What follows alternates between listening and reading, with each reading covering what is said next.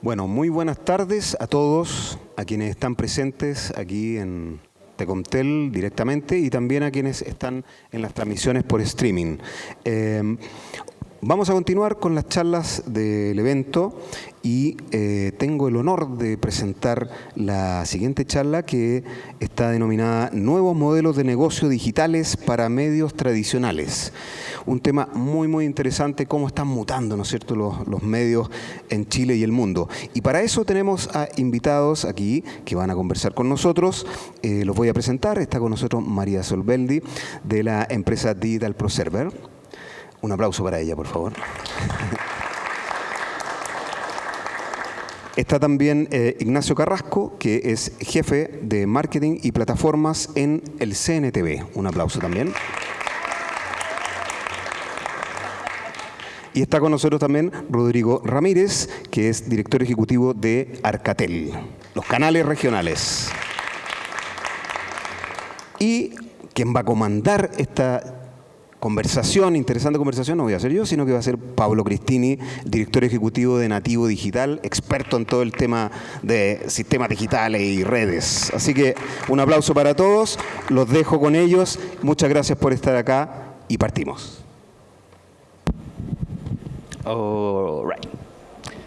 Hola, buenas tardes. ¿Almorzaron?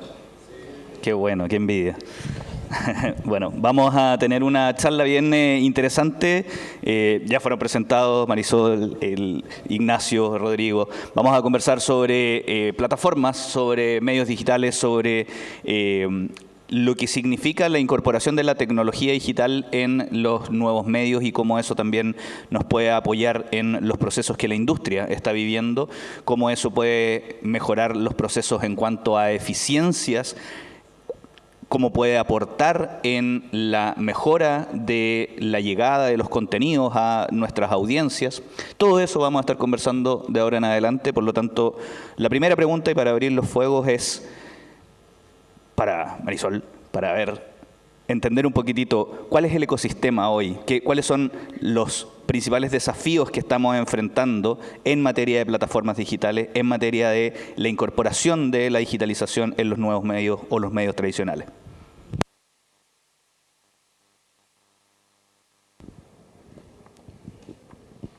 Ahí, ¿no? Perfecto. Bueno, a ver, yo considero que en nuestra experiencia de DPS, trabajando ya hace más de 20 años con medios de comunicación, nos encontramos hoy con, a grandes rasgos, 2 o 3 desafíos que me parecen muy importantes remarcar. Bueno, por un lado, el avance de la inteligencia artificial en los procesos, en la generación de contenido, que creo que apenas podemos como vislumbrar cuáles van a ser las consecuencias o a qué nos estamos enfrentando. Y por otro lado, algo que sí se ve que ya es un hecho, que es el consumo multiplataforma, el cambio en la forma de consumo que tiene hoy en día la audiencia. Hoy ya no consumimos a través de un único dispositivo, hoy estamos conectados tal vez a 1, 2, 3 dispositivos por hogar para consumir el mismo o diferente tipo de contenido. Eso abre un montón de preguntas. Por empezar, el contenido en sí, cómo adaptamos ese contenido, cómo llegamos específicamente a esa audiencia, dispositivo a dispositivo. Y uno de los desafíos tal vez más grandes que que estamos enfrentando hoy en día es cómo medimos ese comportamiento. Sabemos que sin métricas, sin medición, sin datos es muy difícil para los medios tomar decisiones. ¿Cómo tomamos decisiones? ¿Cómo nos enfrentamos a este ecosistema con una diversidad tan grande de plataformas que miden con diferentes indicadores y que, bueno, se está haciendo muy complicado eso? Y si bien hay un montón de modelos de negocio que podemos charlar después, que, digamos, de cómo están evolucionando los modelos de monetización en el mercado, etcétera, y el mercado publicitario se está tirando para la inversión en Connected TV, en digital. Obviamente se prevé que para el 2025 el 30% del mercado publicitario sea para digital, esté volcado en digital. Aún así, todavía hay una desconfianza por justamente no poder medir algo cross, no poder medir este consumo cross. Creo que esas son como los 2 highlights más grandes que puedo aportar a tu pregunta. Genial. Igual me escucharon. Bueno, Creo que es convergente un poco eso y es interesante lo que pasa en la medida en que empiezan a aparecer estas plataformas y efectivamente el cómo saber efectivamente cuál es el impacto que están provocando nuestros contenidos en las audiencias, creo que es súper relevante. En ese sentido, ¿cómo lo está haciendo el CNTV? ¿Cuál es el desafío que ha visto el CNTV en la medida en que han ido surgiendo estos nuevos espacios? ¿Cómo cubrirlos? ¿Cómo generar oferta? Y cómo medir efectivamente que estás llegando a esa audiencia. Hola, muy buenas tardes a todos. Mira, quería partir primero con algunos datos que son de la encuesta nacional de televisión que hace el CNTV, que precisamente apuntan a que cuando se realizó esta medición y en el estudio del 2021, que hay un 70% de los hogares encuestados que confiesa tener un Smart TV en su casa. Ese es el dato. Mientras ocurre la implementación de televisión digital y otro tipo de medios, el Smart TV va ganando terreno. Hay una discusión, una lucha tecnológica todavía ahí por ver qué plataformas es la que se va a instalar y también múltiples dispositivos en los que esto está operando. Por tanto, no hay un claro ganador hoy día de esta pelea de cómo se transmite el contenido en línea. Tenemos un problema tanto de resolución literal, de cuál es el formato correcto en el que estamos produciendo el contenido, también de la duración, dependiendo de la plataforma, y luego los contenidos anexos. Entonces, por ejemplo, se nos vuelve más difícil todavía medir el éxito de contenidos. Cuando pensamos en particular, voy a usar el ejemplo de una plataforma que tenemos en el Consejo, que es CNTV Infantil, donde precisamente una de las dificultades que tenemos es cómo medimos si el capítulo, el programa, la serie ha tenido un buen rendimiento, porque el rendimiento que obtenemos a través de televisión abierta, de televisión regional, de televisión comunitaria es muy distinto al consumo que tenemos a través de, por ejemplo, YouTube, y es muy distinto al consumo que obtenemos en redes sociales. Sabemos que tenemos tres audiencias completamente distintas y quizás el desafío ahí está en cómo producimos contenido para esas distintas audiencias en el formato que corresponde, pero esto también plantea un desafío desde el punto de vista de la producción audiovisual, porque quiere decir entonces que cada vez que hacemos un contenido tenemos que estar pensando en cómo va a operar en estas 3, 4, 5 plataformas, y además hay que ser extremadamente flexibles, y creo que ahí es donde la inteligencia artificial va a jugar un rol súper importante en esta capacidad que tenemos o no de convertir el material de un formato a otro, de reencuadrarlo automáticamente, de volver por ejemplo, incluso hay algunas industrias hoy día que están pensando en hacer edición automática precisamente para alcanzar los tiempos correctos, y ahí también tenemos que entonces nosotros de alguna manera equilibrar la capacidad que tenemos de generar contenido con la capacidad que tenemos hoy día de transmitir y publicar ese contenido. En algún momento era más o menos razonable que se separaba, ¿verdad?, la producción de la emisión y la difusión. Podían ser tres cosas distintas, pero hoy día la verdad es que estamos en un escenario donde la producción es difusión y es plataforma. No, es muy difícil pensar hoy día un producto audiovisual desde cualquier lugar que no tenga en consideración el dónde va a ser transmitido y luego cómo va a ser medido y por quién. Entonces, creo que hay un desafío ahí que no está muy resuelto aún. Interesante, porque la verdad es que efectivamente en la medida en que van surgiendo las tecnologías también van surgiendo nuevas dificultades y nuevos desafíos que ir enfrentando. Rodrigo, ¿cómo tuvieron que enfrentar el proceso primero de digitalización y luego de este impacto de las nuevas plataformas y los streamers en los canales regionales? ¿Cómo han tenido que ir apoyando ese proceso en esta red que han construido ustedes? Buenas tardes, un placer. Gracias por participar junto con nosotros. También a quienes nos ven, voy a mandar un especial saludo a mis amigos de la Universidad de Talca, del canal de televisión, a César, que me dijo que va a estar junto con todo el equipo viendo la transmisión. Nosotros en la Universidad de Talca hicimos el primer canal digital en Chile. Eso fue antes que hubiese ley. Hoy día es el Día Mundial de las Telecomunicaciones y la Sociedad de la Información, y la autoridad suele celebrar el Día de las Telecomunicaciones con el mundo de las telecomunicaciones del dato, ¿no?, de los proveedores de infraestructura y de los proveedores de servicios. La radiodifusión sonora y televisiva ha quedado al margen del escenario de cómo se construye una sociedad digital, del punto de vista de la norma o del punto de vista del impulso. Cuando uno ve la televisión regional autonómica en la mayoría de los países de Europa, uno se sorprende, pero la mayoría tiene un apoyo, un subsidio del Estado que sobrepasa mucho más allá del 50 o 60% de todos los ingresos mensuales que tienen los medios de comunicación. Por tanto, yo creo que el diagnóstico, en términos de lo que es los medios de comunicación, sobre todo la televisión, es más que sabido, no vamos a descubrir nada. Hoy día se cierran más canales de televisión que se abren, como broadcasting, ¿no?, como radiodifusión que usa este bien nacional de uso espectro, ¿cierto? Que nos pertenece a todos, pero junto con la radio y la televisión son los únicos que pagan por ese uso, tanto análogo como digital, y es el único que provee un servicio gratuito a la comunidad. Entonces yo creo que está mal pensado el mundo de la televisión desde el punto de vista del escenario convergente. Porque si bien nosotros cuando hicimos la ley de televisión digital, tardamos 4 años en hacer el reglamento. 4 años se pasaron por encima y ya, nosotros no sé si se acordarán, nosotros hicimos ese loguito TVD en cada televisor. Y hoy día prácticamente con los datos que se decían del SNTV, hoy día la mayoría tiene un Smart TV o pensamos que la gran mayoría lo tiene.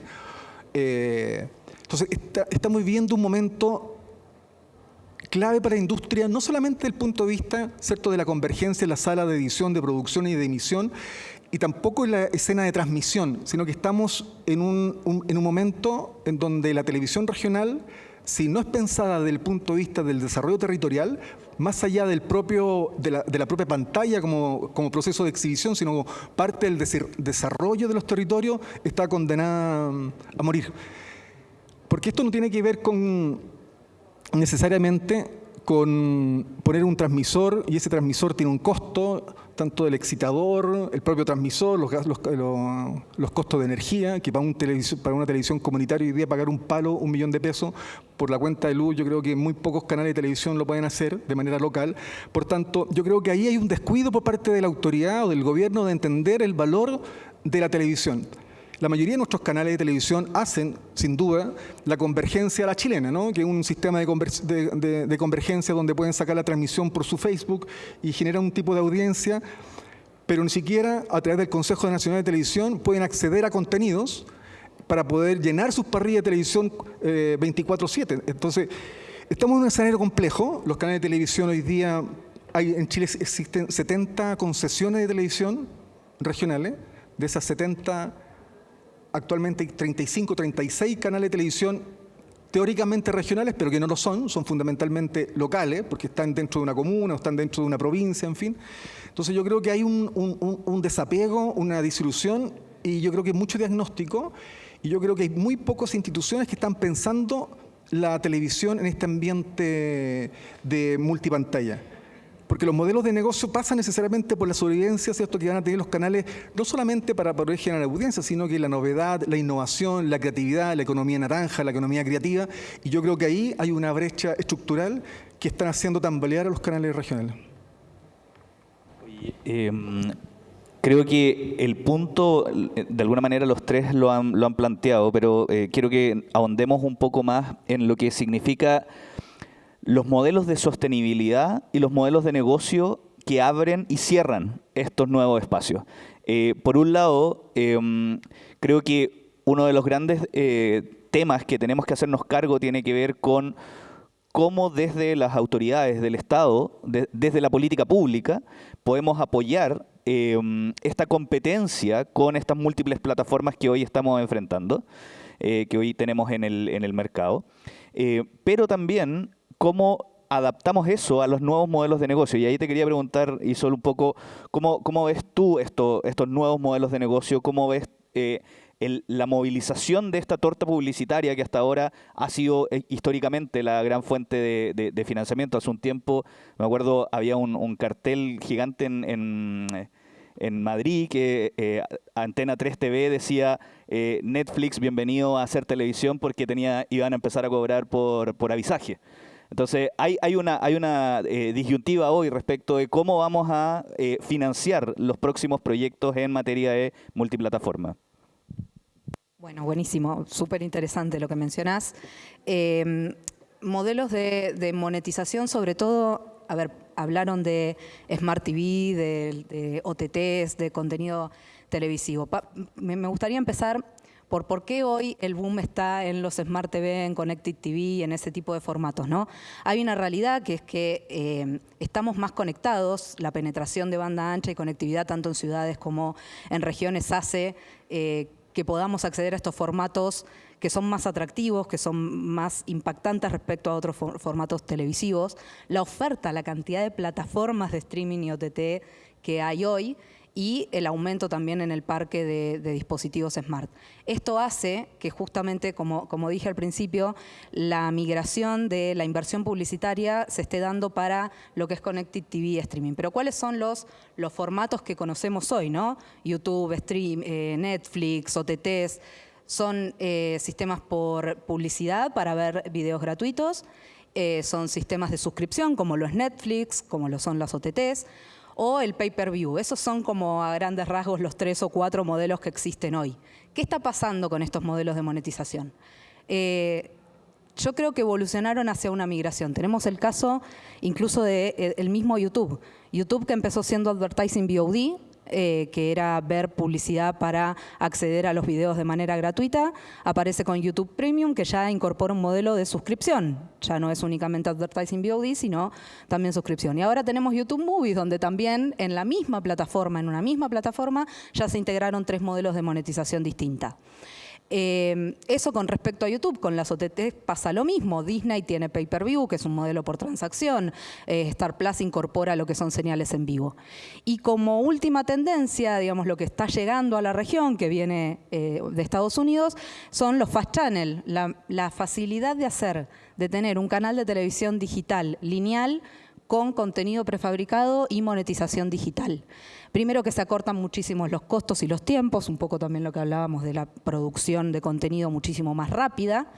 Y este modelo incorpora señales en vivo, viene a reinventar lo que es la televisión lineal para llegar a audiencias digitales, porque también, como estaba mencionando recién, el consumo de televisión tradicional en público joven está disminuyendo, está cayendo mucho. Este modelo de señal de streaming lineal low cost, digamos, pero low cost en cuanto a la generación, con producciones de contenido que nada tienen que envidiarle a grandes productoras, bueno, está cooptando el mercado y estamos yendo un poco hacia ese tipo de modelos. Incluso, y lo interesante hoy en día, hasta los mismos cableoperadores están empezando a integrar señales digitales, señales hechas y fabricadas 100% digital. Desde DPS apostamos a este modelo, estamos trayéndolo a Argentina, a Chile, con una plataforma que genera este tipo de señales, y es muy interesante lo que está pasando respecto a la comercialización de esas señales y a la monetización de esas señales. Interesante, porque eso abre una puerta, siguiendo un poco lo que conversábamos con Rodrigo, que tiene que ver con cuánto de... Hola. No se prende la lucecita. Bueno, eso.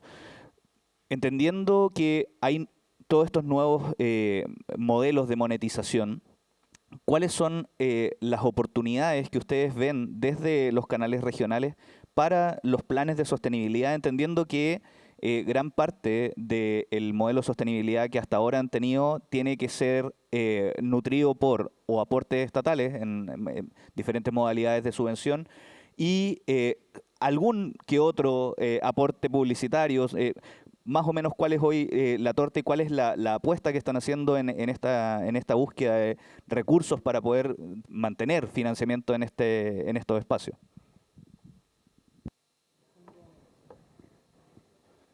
Yo creo que estamos en esta desigualdad estructural y hay que salir a competir en esta desigualdad. Hoy día en Chile hay 2 millones de conexiones 5G, usuarios únicos 5G, 2.069.000. Lo mismo que demoró 4G en 4 años, lo tiene 5G hoy día en Chile, 2 millones de usuarios. El 85% del tráfico de Internet en Chile es datos. ¿Qué tipo de datos? Video. ¿Qué tipo de video? YouTube. Y cada vez más OTT, los que más ocupan la red. En ese escenario, los contenidos de proximidad, obviamente, deben tener un valor para quien va a generar la capacidad de mantener, ¿cierto?, tu audiencia. Y ese contenido hoy día no es fácil de la producción, en la calidad o la sostenibilidad o la forma de que tú vas a generar cierta adhesión con ese contenido. Por lo tanto, estamos en el mismo dilema. Hay un dilema tradicional de financiamiento de los canales de televisión, en donde tú tienes que gastar mucho CAPEX, es decir, mucha inversión en infraestructura. Si conseguimos el broadcasting tradicional, aquí está don José Galvez, uno de los más antiguos, no por viejo amigo, sino que más de los que saben hacer televisión de Valle TV, de los Andes, y el costo del CAPEX, de la operación, es muy alto. ¿Cierto? Es distinto hacer, ¿cierto?, un canal de televisión por YouTube, ¿cierto?, y la infraestructura que tú necesitas por eso. Nosotros cuando diseñamos un canal de televisión broadcasting hace 10 años costaba más de $1 millón. Ese era como el desde el sistema de transmisión, producción, transmisión. Hoy día, claro, hoy día es mucho más fácil, pero como les decía anteriormente, tenemos un esquema regulatorio, ¿no?, en donde las exigencias, ¿cierto?, para un broadcasting son 7 veces más o 8 veces más, son irreproducibles. Por eso, canales de televisión en regiones es muy difícil que tengan salas de prensa, ponte tú. Y además con la automatización, y además ahora con software de inteligencia artificial, ni siquiera vas a necesitar periodistas en el canal de televisión de Pucón o el de Chiloé. En fin, o sea, estamos en una permanente ebullición. Entonces, hoy día los modelos de negocio, hay que buscar el financiamiento para mantener el desde, que es el CAPEX de la operación, y luego del de la operación. Y esa operación significa también exponencialmente mucho más costo. Entonces, la mayoría de los canales de televisión han tratado de generar estos espacios de convergencia en donde han podido transitar de un modelo híbrido, en donde la televisión análoga tradicional o digital tradicional por abierto convive, ¿cierto?, con las plataformas a través de un contenido que ha ido transitoriamente, lentamente, diferenciándose por pantalla. Hay canales nuestros, ¿cierto?, que tienen su propio canal de televisión, su propia producción o su propia distribución de contenido a través de Facebook, y hay un empalme con publicidadores, con auspiciadores, ¿cierto?, que les interesa a ese público. Hay otros, la mayoría de nuestros socios además tienen radio. Por lo tanto, ahí hay un ciclo interior de la convergencia que fundamentalmente, más que la producción de contenido en sí, está muy sujeto al movimiento del mercado. O sea, la cuenta hace poquito, hoy día hay más radios que hace 10 años, radio, y la torta publicitaria en radio es la menor históricamente. Entonces tú tienes muchas más radios. De hecho, se anunció aquí mismo en este evento que se liberaron 2 bandas. O sea, la banda china se liberó, ¿cierto?, que va a permitir nuevas 1000 radios más. Entonces, claro, la pregunta que uno hace, la radio y la televisión siguen siendo, más allá de la propiedad, el servicio público tradicional, no el del propietario del medio. Hay mucho más, y la publicidad, tal como la entendemos hasta ahora, cada vez es menos. Sí, interesante eso, porque efectivamente ayer conversábamos justamente con el subsecretario de Telecomunicaciones esto de la ampliación a más radio, y una de las primeras preguntas que salió es, bueno, pero ¿dónde vamos a meterle más plata a la torta? Pues, hay que ponerle más crema a la torta.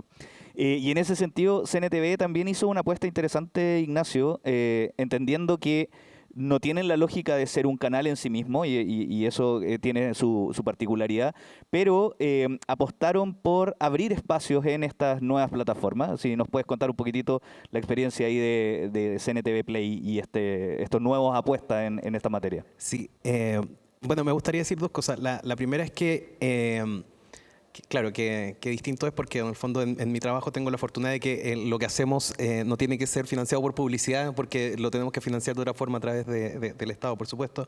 Y eso nos permite explorar otras cosas. Nuestros contenidos tienen la ventaja de que son gratuitos y no tienen publicidad. Pero sabemos que esa es una cosa muy poco común y que obviamente no opera dentro de la industria. Entonces tenemos esa ventaja, mientras tanto, de que podemos publicar el contenido a costo del Estado, ¿verdad? Y eso nos permite entregar una experiencia de usuario que está pensada exclusivamente en el usuario. Por tanto, no tenemos que operar en esta lógica de la publicidad ni de cómo se financia, salvo obviamente lo regular del Estado, ¿verdad? En ese sentido, tenemos 2 proyectos, está CNTV Play y también CNTV Infantil. CNTV Infantil tiene más tiempo, es una plataforma que hemos construido, hoy día es un programa que antes se llamaba Nova Sur, que hoy día tiene algo así como 23 años y que hoy día ya está consolidado en aplicaciones y un ecosistema de aplicaciones que ofrecemos gratuitamente en todo Chile, dentro del territorio nacional, por supuesto, porque tiene esa limitación. Y también me cuelgo un poco, compañero acá, que tiene que ver con, también entregamos contenido de forma gratuita a varias señales de televisión regional, de cable, comunitarias. si bien no es parte de mi labor, sí puedo confirmar que hay un compromiso del Consejo de Televisión con precisamente los canales comunitarios y los canales locales. Hay varias líneas de trabajo que se están ejecutando en este momento. Esperemos que tengan luego bastante éxito y obviamente siempre es más lo que esperaríamos poder hacer. Siempre yo creo que hay una intención ahí también de, en cierto sentido, contar con una buena comunicación y que la industria de la televisión funcione de buena manera. Implica también la participación de los canales regionales, locales y comunitarios. Entonces hay un compromiso ahí del Consejo, pero por supuesto eso ya excede un poco mis competencias hoy día. Pero sí confirmar que existen estas dos plataformas que estamos entregando y los canales regionales y locales que quieran hacer uso de ese contenido pueden solicitarlo y pueden acceder a él de forma totalmente gratuita, y eso es una forma que tiene el Consejo hoy día de apoyar la programación de los canales locales y regionales. Siempre es poco, siempre falta, pero sabemos que hay muchos canales, de hecho, que participan en Alcatel, que hoy día reciben esa programación infantil del Consejo Nacional de Televisión y que es parte importante de sus parrillas y que lo transmiten 2-4 horas al día incluso en algunos casos, y también estamos siempre buscando nuevos modelos de cómo entregarles más y mejor contenido. Pero efectivamente hay una dificultad ahí y evidentemente es una dificultad que está enfrentando, yo diría, hoy día el mundo respecto de cómo estos cambios tecnológicos, porque la televisión siempre fue o siempre ha sido, ¿verdad?, un espacio de innovación, es una tecnología y está en constante cambio, y seguro este cambio que estamos enfrentando hoy día claramente no es el primero y tampoco va a ser el último. Sin duda esta industria va a seguir moviéndose. Ya sabemos que, por ejemplo, estaba leyendo un dato ahora que EMI Research decía que para marzo del 2021 algo así como el 87% de los usuarios adultos de América Latina, porque esto no es un fenómeno solo local y nacional, es un fenómeno latinoamericano, 87% tuvo acceso a través de algún tipo de video on demand por suscripción. Estamos hablando de casi el 90% en 2021. Por tanto, este es un fenómeno que no solo es chileno, que no es solo de los canales locales, sino que más bien es un fenómeno global. Obviamente cada país tiene su propia legislación en cómo regula los servicios de radiodifusión, pero al menos desde la oportunidad que hemos tenido nosotros de desarrollar estas aplicaciones, efectivamente hemos podido preocuparnos esencialmente de la experiencia de usuario y la usabilidad, ya que no tenemos esta pata forzada, ¿verdad?, de tener que financiarlo, y creo que ese es un modelo que también es válido y es necesario, el que existan algunas iniciativas que no tengan un criterio financiero de por medio y que puedan efectivamente entregar contenido de calidad en lugares y en espacios donde hoy día no serían posibles de otra forma. Por ejemplo, crear en general animación educativa para niños, que es lo que hace CNTV Infantil, es algo que es muy difícil hacer sin financiamiento público. Esa es la razón por la que está el alero del Consejo de Televisión hoy día. Y de esa manera también vamos, ¿verdad?, dándole valor a los contenidos que vamos produciendo, porque significa que esos contenidos no mueren en la pantalla, sino que siguen existiendo, y sabemos que series que hicimos hace 5 o 6 años atrás todavía la están usando efectivamente los profesores a través de la aplicación de Smart TV, a través de la aplicación de smartphone, y esa es una forma que nosotros tenemos de revalorizar lo que estamos haciendo, en el sentido de que mientras más tiempo lo usen, tanto los profesores, las educadoras en los colegios y también las personas que no están, que los padres y madres, ¿verdad?, les vamos dando valor a esto, y con eso se va haciendo más eficiente también el gasto del Estado. Interesante. ¿Tienen cifras de usabilidad de la CNTV Play? Más o menos. Mira, de los datos que más tenemos hoy día, porque CNTV Play lleva menos tiempo, es de CNTV Infantil, que hoy día está alcanzando unos 550, tiene un poquito menos de 600.000 suscriptores en YouTube. Y nuestro video más visto del último tiempo son videos educativos, que son videos como de Camaleón y las naturales ciencias, que son para estudiar ese tipo de contenido, que están sumando 30, 40 millones de reproducciones cada uno. Que sabemos que los están utilizando en la sala de clases, sabemos que han sido un aporte y que lo están descargando y compartiendo. Ajá. Voy a volver a ti, Sol. Hay un tema, y es probablemente uno de los grandes paradigmas que hoy día estamos enfrentando, que tiene que ver con que efectivamente el CAPEX de entrada a un broadcast es muchísimo más alto. El CAPEX de operación también es muchísimo más alto, está mucho más regulado. O sea, hoy día en la práctica, tirarse un piquero a crear un nuevo canal es algo valiente, por decirlo poco, ¿cierto? Pero en la práctica están surgiendo nuevos espacios y están surgiendo nuevos streamers, y bueno, nosotros trabajamos harto con jóvenes y vemos cómo están en Twitch, y la monetización de Twitch es gigantesca, paga muchísimo mejor que YouTube. ¿Cuáles son las oportunidades que ves tú ahí, Isol, para poder dar solución a esta gran diferencia de cuando queremos ser broadcast y estar regulados y ser parte de este servicio público, como decía Rodrigo, que es parte del espectro electromagnético, por llegar a todos, esa gran promesa versus el costo que tiene ese desafío. Bueno, ahí entra la tecnología, ¿no? Cómo la tecnología puede aportar al medio para reducir costos. En definitiva, hoy, bueno, hablamos de universos distintos, ¿no? Porque los Instagramers o los generadores de contenido contra los broadcasters, los medios de comunicación, parten en desventaja por lo que decía nuestro compañero. La regulación, una regulación analógica en un ecosistema digital.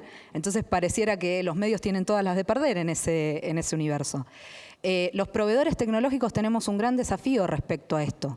Justamente es entregar soluciones, no plataformas, no un software, no un player, sino una solución integral que realmente apoye al medio para reducir costos y ayudarlos a agregar valor a ese contenido. Es decir, nosotros desde nuestra experiencia poder aportar a estas son las plataformas de difusión, estos son los modelos de negocio, incluso porque cada vez nos exigen más que nos involucremos en los modelos de monetización digitales y apoyar desde ahí. No solo a reducir costos, porque lo que les contaba recién de los Fast Channel realmente es una operación muy barata, es una operación que aporta más el contenido, y acá es donde está lo importante, ¿no? Cuando el medio o la productora o quien se acerque tiene una producción de contenido que es muy buena, muy llamativa, que acerca, que gusta, que se acerca a la audiencia, y tiene que, para poder difundir eso, contar con una inversión y una plataforma súper costosa, cuando desde lo digital les podemos proveer una solución que es un encoder que, no sé, con cámaras web, incluso cámaras IP, cámaras web, un estudio, eso se convierte en una señal que incluso es atractiva y comercializable y la quieren traer los cableoperadores, te la quieren comprar los cableoperadores. Entonces, es un desafío que nosotros como proveedores tenemos que entender y ayudar a los medios de comunicación también a desmitificar algo que para mí es súper importante. La tecnología no es solamente para los big players. La tecnología no debe ser una barrera, sino que, al contrario, la tecnología es accesible para todos y tenemos que, como proveedores, encontrarle soluciones adaptables a cada uno de los modelos, a cada uno de los medios, que de por sí son diferentes entre sí, que pareciera que por ahí la misma solución les sirve a todos, cuando la verdad es que no es así. Es nuestro trabajo encontrar la manera de, según el contenido, según el alcance y según el medio, poder brindarle una solución tecnológica que lo permita ponerse en escena y competir con el resto del ecosistema digital y de medios de comunicación. Genial. Creo que ahí hay algo interesante que tiene que ver con cómo el modelo de sostenibilidad también puede afectar el desarrollo de los contenidos. Y quiero ir después con el CNTV, pero quiero saber, Rodrigo, ¿cómo han tomado ustedes lo que permite la incorporación tecnológica respecto de la modificación de la oferta de contenidos? Tú decías, los canales regionales normalmente tienen una oferta de contenido más cercana, más pertinente territorialmente. ¿Cómo se ha visto favorecida o quizás empobrecido también esta modificación tecnológica, o sea, esta incorporación tecnológica frente a los contenidos? La mayoría de los canales de televisión por aire, digital, terrestre, en Chile tienen esa particularidad. Van generando los contenidos de proximidad, es donde pasa el alcalde, donde pasa la junta de vecinos, donde pasa el parlamentario cuando le toca semana distrital, cuando hay un hoyo en la calle, cuando hay un conflicto, ahí está la televisión. Similar a lo que puede ocurrir, ¿cierto?, con la radiodifusión sonora o la radio. Y es un ambiente de proximidad porque se dice, ¿cierto?, es donde el medio, ¿cierto?, es el puente, ¿cierto?, entre que la gente pueda generar las relaciones sociales y humanas necesarias para la comunidad. Y ahí está el servicio público, ¿no?, de los medios de comunicación. Pero la radio televisada tiene eso, tiene esa particularidad y tiene ese punto de inicio y ese punto de término, ¿no? Que para la pandemia lo vimos, ¿no? La mayoría del streaming era radio televisada, ¿cierto? Hacer como está la radio y transmitirse por webcam. Pero la televisión es mucho más que eso. Y ahí está la paradoja que yo les mencionaba al principio. Chile el 38% de todos los servicios no tradicionales de exportación son servicios digitales. 38%. Lejos, lo que más se exporta en Chile son servicios digitales. La e-banking, los servicios de banco a distancia, del banco online, la mayoría de los desarrollos que hay en América Latina y Estados Unidos son chilenos. Y así si uno va por industria, los software de industria logística, los mismos software que tienen que ver con los propios... la propia compresión de la imagen por streaming. O sea, Made in Chile, la mayoría de los servicios digitales. Entonces, hay un desafío nuestro de incorporarnos también a ese ecosistema. Pero la visión de la televisión sigue siendo esa visión en donde, desafortunadamente, si no hay un impulso como política pública, porque es cierto lo del Consejo Nacional de Televisión. Antes, de hecho, nosotros teníamos que ir a buscar un disco duro, ¿cierto, José? Para que nos pasaran los contenidos, para poderlo transmitir pero no hay ningún polo creativo fuera de Santiago. O sea, si la televisión tiene que ser parte de algo, ¿no? Aquí no estamos hablando que, claro, puede haber un broadcaster en Chiloé. El Moncho está en Quellón transmitiendo, y va a transmitir y va a comunicar cuando se despacha la lancha hacia Quellón. Y cumple su función, ¿cierto? Y va a avisar, ¿cierto? Si viene con retraso o no, ¿cierto? La lancha desde de la Guaiteca hacia Quellón. Pero si no hay un polo creativo, si no hay un desarrollo regional en materia de contenido, claro, la televisión hace muy poco, puede hacer muy poco, ¿no? Hubo un intento en Chile, y yo creo que es la mejor experiencia que yo he visto, por lo menos, que fue el polo creativo en Temuco, donde hubo una industria del software. Y ahí salieron todo esto, la mayoría de estos desarrollos fue ahí, hubo una opción. Y hubo un sistema que se generó, pero la televisión también tiene que ser parte de un desarrollo descentralizado, que decía anteriormente, donde haya una producción de contenido local, porque la mayoría de las productoras, o la mayoría de las grandes producciones, es Made in Santiago. Es muy difícil tener una productora en regiones y donde fomente, ¿cierto?, que haya un ecosistema mucho más vibrante. Pero esa es la paradoja. Estamos bien desarrollados en la industria digital en otros aspectos. Entonces, también el desafío nuestro de la televisión es incorporarnos a ese ecosistema. Porque si lo seguimos mirando también desde afuera, y muy desde afuera, vamos a perecer en el intento. Entendiendo que en esta lógica Santiago fuera el centro y tenemos todo un ecosistema que empezar a fomentar y empezar a generar desarrollo, ¿qué pasa, Ignacio, cuando desde el punto de vista de la globalización de los contenidos nos enfrentamos a que tenemos plataformas que hoy están siendo vistas por nuestras audiencias, sobre todo infantiles, estoy pensando, la gran mayoría está en los espacios streamers, o sea, Netflix, Disney, Amazon. Tenemos un gran porcentaje de la población en esos espacios. YouTube también es un espacio que hoy día está muy presente, sobre todo con YouTube Kids. Y empezamos a tener una dicotomía entre ir a competir desde el punto de vista de la identidad, y decir, bueno, estos son contenidos locales con mirada global, eso que le gusta mucho a la BBC, definitivamente decimos, bueno, todos los contenidos son bienvenidos y podemos tener efectivamente a los niños diciendo charco en vez de, ¿cierto? O banana en vez de plátano, como decimos nosotros. ¿Se entiende, no? O sea, tenemos un poco esta lógica de estamos inmersos en este espacio globalizado, pero también tenemos que entrar a competir ahí, ¿o no? ¿Cómo lo hacemos? Sí. Es súper interesante esa pregunta. La voy a tomar desde dos lugares. Nosotros en el Consejo hoy día tenemos dos grandes iniciativas que, entre comillas, están asociadas más a la producción audiovisual.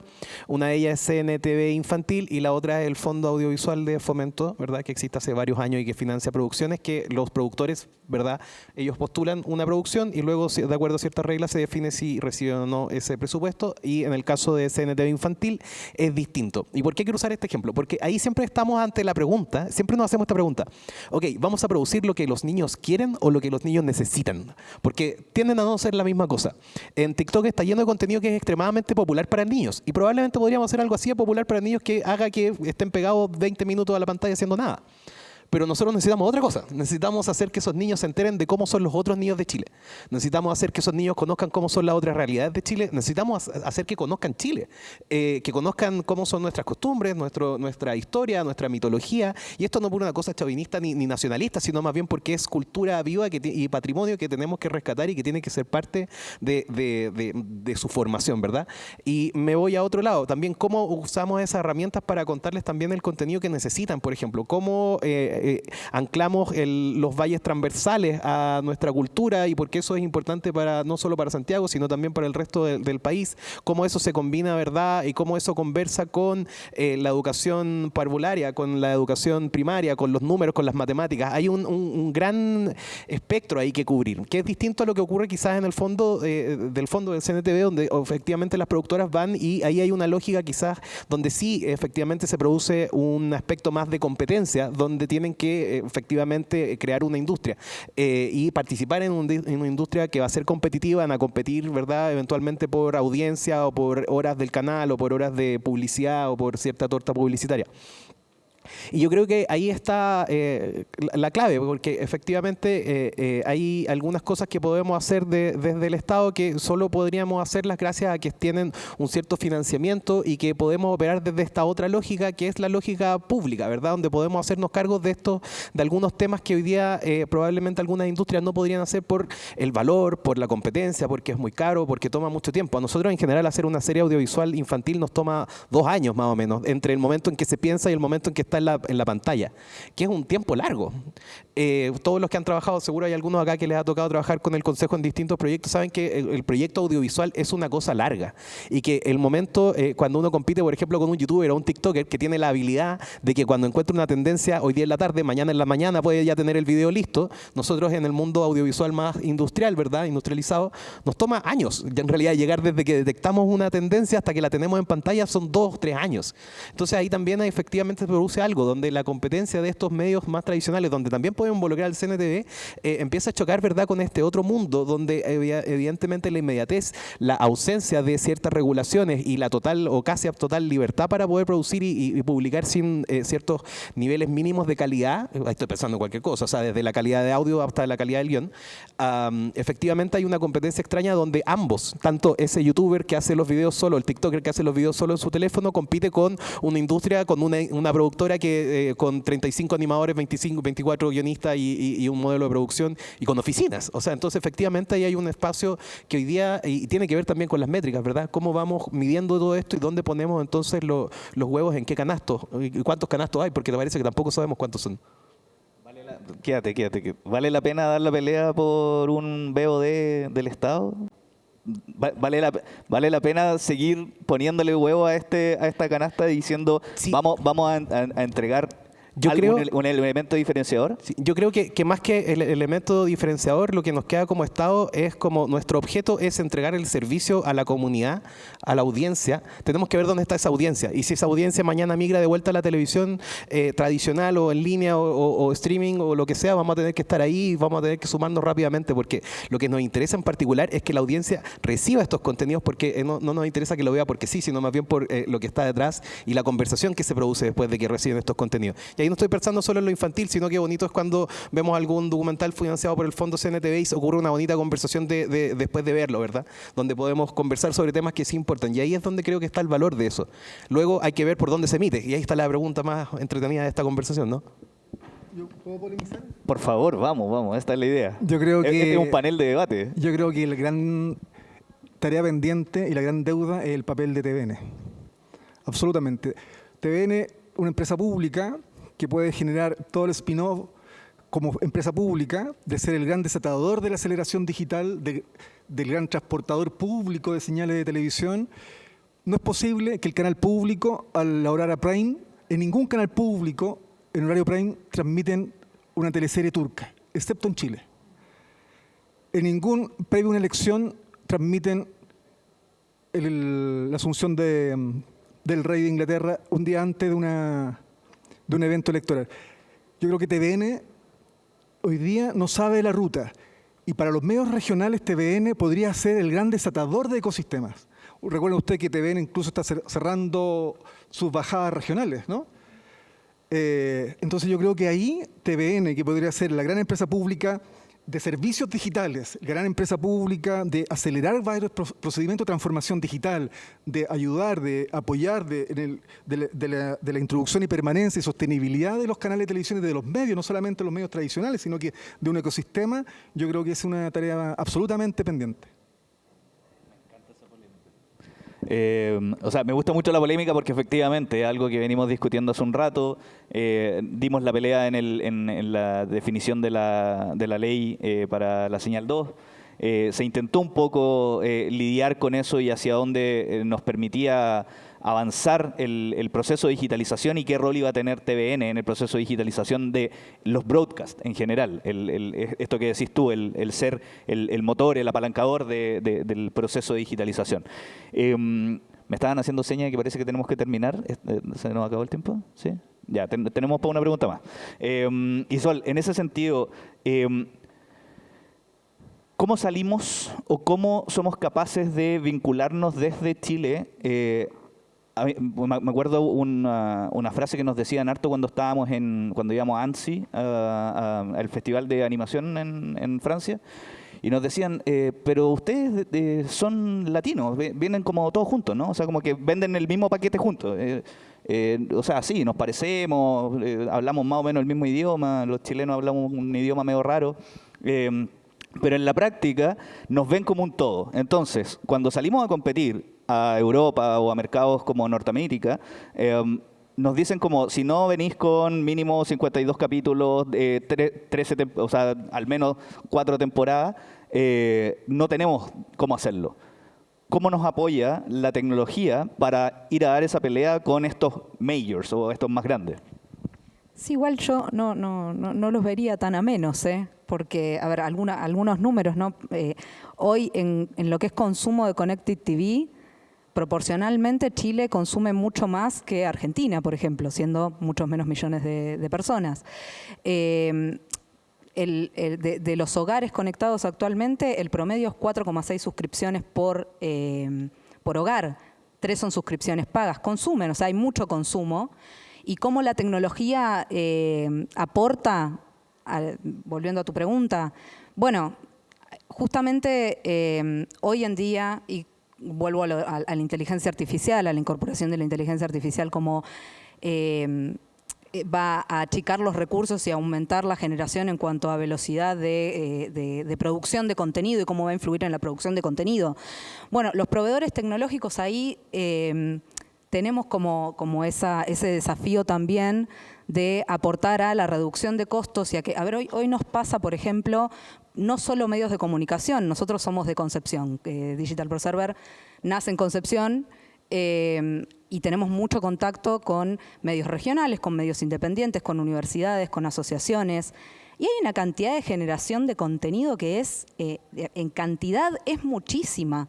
Y por ahí no se encuentra el lugar o la forma para difundirla, para divulgarla, porque se cree que para poder llegar a ese tipo de lugares hay que invertir muchísimo. Entonces vuelvo a este concepto de, sobre todo, de desmitificar o de poner a la tecnología o a la difusión de todo este contenido como una barrera.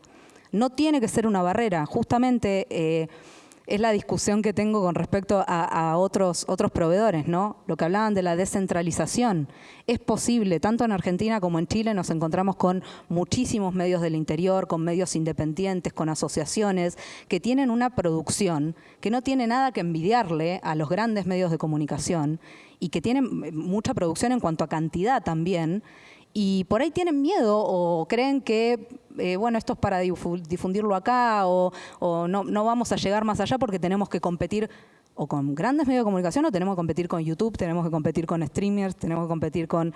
y bueno, no es tan así. Existen soluciones tecnológicas que pueden aportar y agregar, además de agregar valor, ayudar al medio a llegar a todo el mundo y a difundirse en diferentes plataformas, como lo es hoy, y vuelvo con el tema de los fast channels, sí, es una generación de contenido a demanda o de contenido prefabricado que incluso le permite a los chicos llegar a lugares donde creían que no iban a poder llegar y a los grandes reutilizar un montón de inventario de contenido de video que creían en desuso y volver a ponerlo en juego.